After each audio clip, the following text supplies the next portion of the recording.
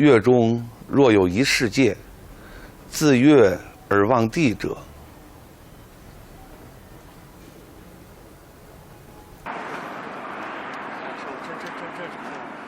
피서산장 인근에서 웅장한 티베트 사원들을 볼 수 있는데요. 이 역시 이민족에 대한 회유책의 하나였죠.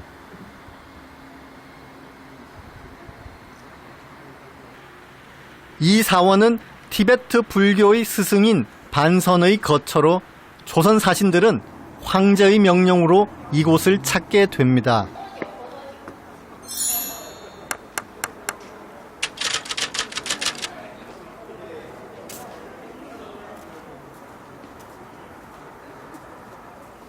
사개 국어로 적힌 편액은 지금 봐도 국제적인데요.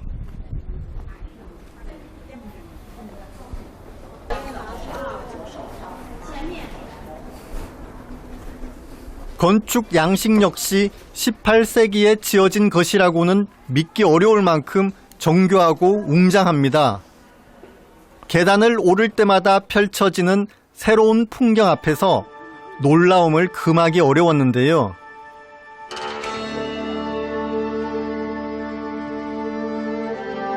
(200여 년) 전 이곳을 찾았던 연암은 이런 문장을 남깁니다.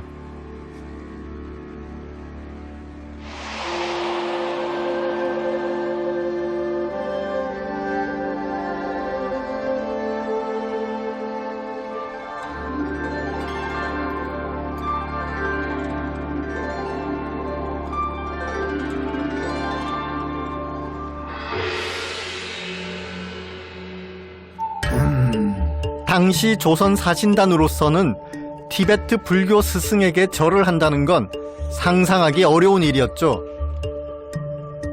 여기에 사신단이 오기 되게 싫어했거든요. 왜냐하면 그 황제 70회 생일이라고 해서 온 거지, 여기 있는 반선 라마한테 뭐 인사하러 온 건 아닌데, 황제가 나의 스승이니까 지금 가서 반선 라마한테 인사를 하고 와라 말 시킨 거죠. 황제도 하고 황제 아들도 하고 다 절을 하는 것이다 라고 말은 들었지만 절하기 싫은 거예요. 절을 할 타이밍이 됐는데 못 들은 척 그냥 앉아버리는 거죠. 뭐 하기 싫으니까. 그러니까 이제 절 시키러 온 청나라 또 저 대신들은 또 막 당황하고, 아무튼 열하일기에서 가장 그 코믹한 장면이 벌어지는 뭐 현장이긴 하죠. 유교 이외의 사상을 철저히 배척했던 당시 조선 사대부의 한계를 드러낸 웃지 못할 단면인데요. 어쩌면 지금도 우리 곁에서 이런 일이 벌어지고 있는 건 아닐까요?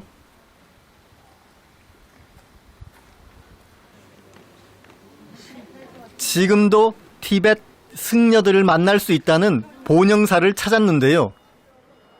어찌된 일인지 카메라를 피하는 모습입니다.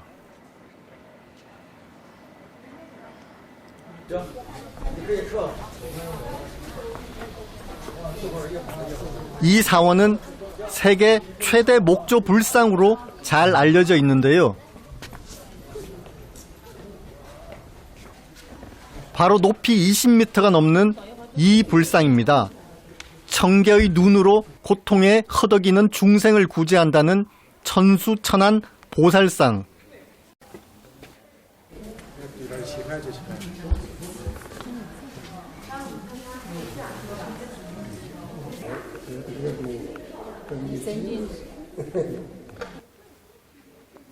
이 관세음 보살이거든요. 천수천한. 고통을 없애주시는 분인데, 이걸 보고 있으니까 세상에는 왜 이렇게 고통이 많아서 저렇게 많은 팔이 필요할까, 뭐 그 생각이 들었어요. 고통이란 뭔가? 고통이란 뭘까요?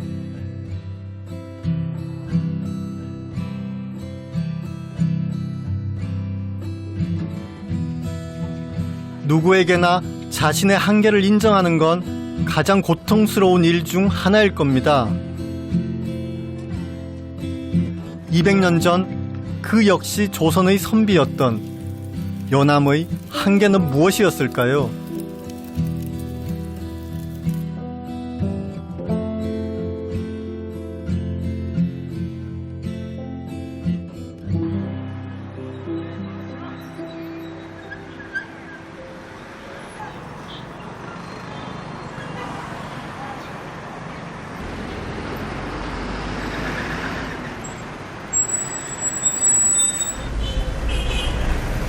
거리 자체는 옛날 거잖아, 말이지. 네, 거리 자체는 옛날 거리니까 아마 뭐 반선남아 보고 나서 가던 길도 다 이 길일 거고요. 이 길을 몇 번 왔다 갔다 했을 거예요.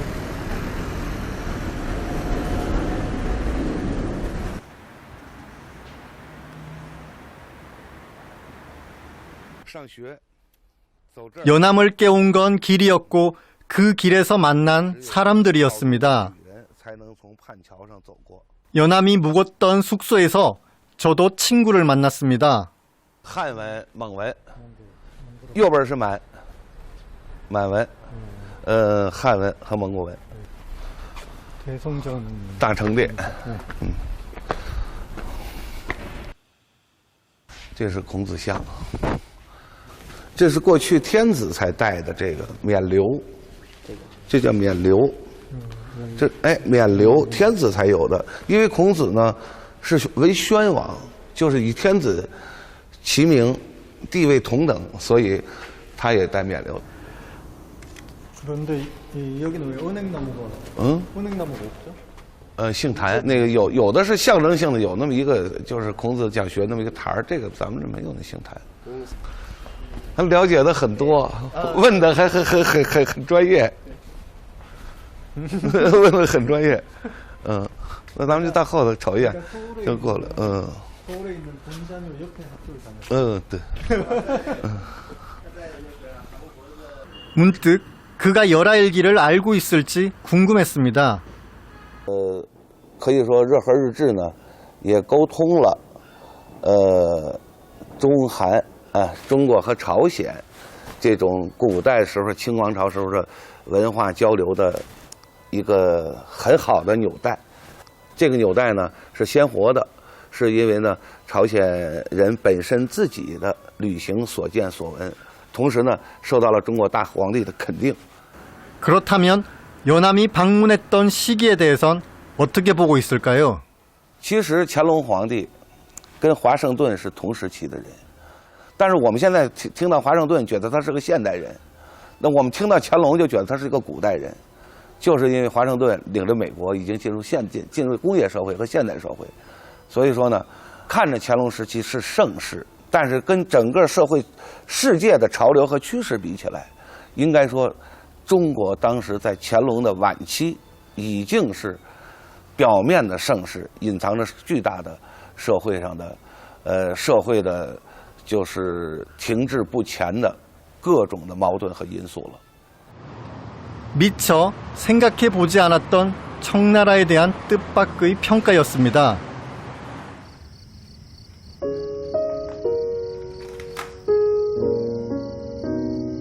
늦도록 깨어있게 하는 밤입니다. 생각을 넓혀 온 지구를 보듬으면 새로운 것이 보입니다. 열하에서 사귄 벅과 함께 연암은 이제 우주를 얘기합니다.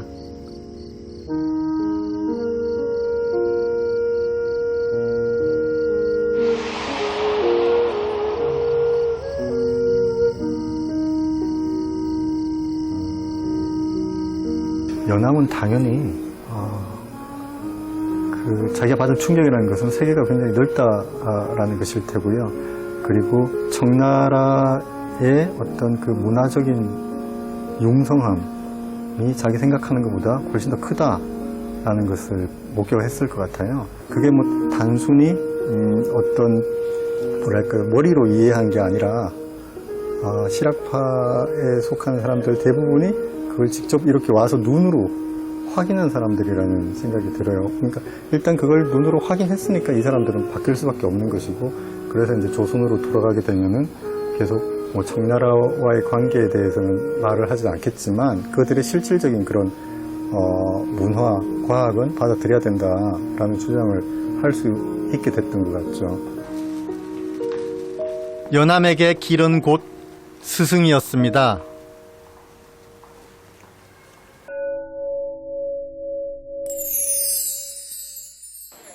어, 愿蒙指教，或有相识，幸为介绍，可以吗？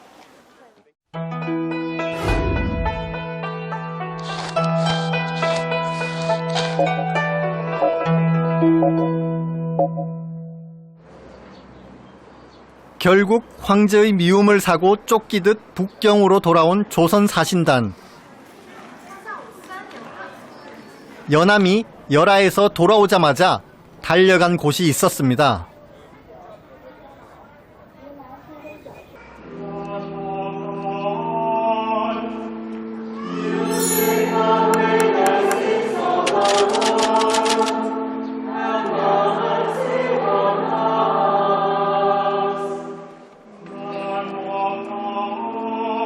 새로운 지식에 목말랐던 연암은 17세기 마테오 리치가 세운 천주당을 찾았죠.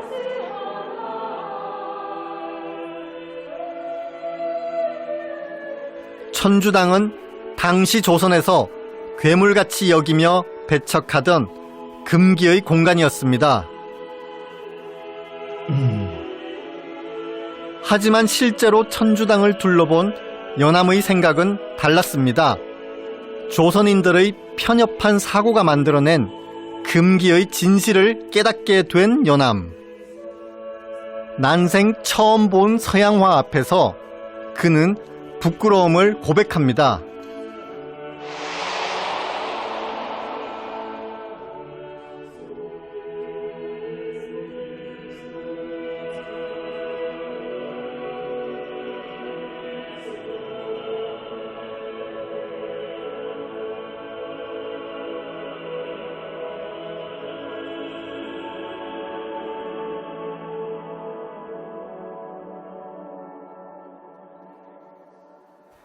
세월이 흘러 참 많은 것이 변했습니다. 금기란 과연 무엇일까요?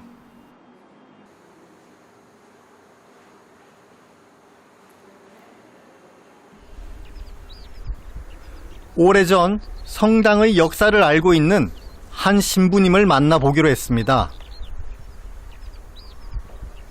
Could you explain the history of this cathedral?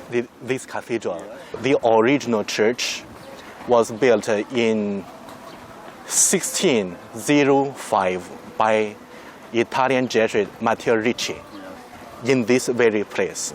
So when he came, we brought with him a lot of gifts, the most updated scientific gifts like a mechanical clock. So when they came, they brought all the gifts here in order to convince the emperor that maybe the emperor can be interested in knowing the culture and even our Catholic faith. If there is an opportunity for encounter. 신부님은 18세기 연암의 방문도 알고 있을까요? It's a legend. This church before, it was more complicated. It's a big complex. They had, because the missionaries are also astronomers, they are geographers, they are mathematicians, they are also missionaries. So they had plenty of things here with the most updated technology. That is why they attracted a lot of people here, this church. The grace of our Lord Jesus Christ and the love of God and the communion of the Holy Spirit be with you all.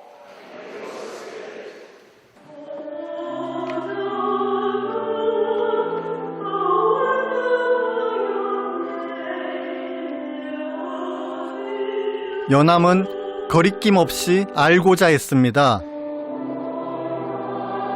가르침을 얻을 수만 있다면. 길 위에서 만나는 모든 이들이 스승이 되곤 했습니다.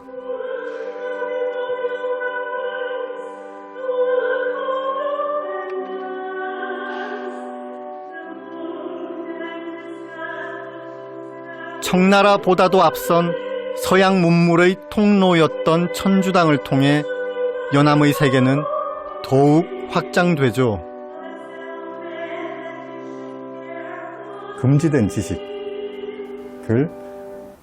보유하고 있는 곳이었다는 것이고요. 그 지식은 조선 사회에게는 뭐랄까 좀 사회 전체를 바꿀 수 있는 그런 지식, 실용적인 어떤 지식, 뭐 그런 것이죠.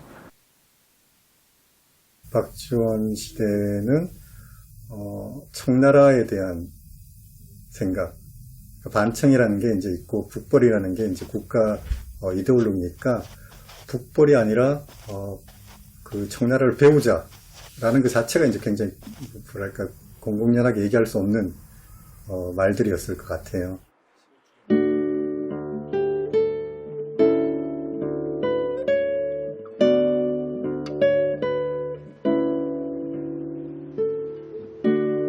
지식을 알려고 굳이 떠나지 않아도 여행을 떠나게 되면은 다른 사람들의 견해를 받아들이는 것만으로도 엄청 큰 지식을 얻게 되는 것이다. 문득 저도 제가 알고 있는 중국 너머의 중국을 만나보고 싶어졌습니다.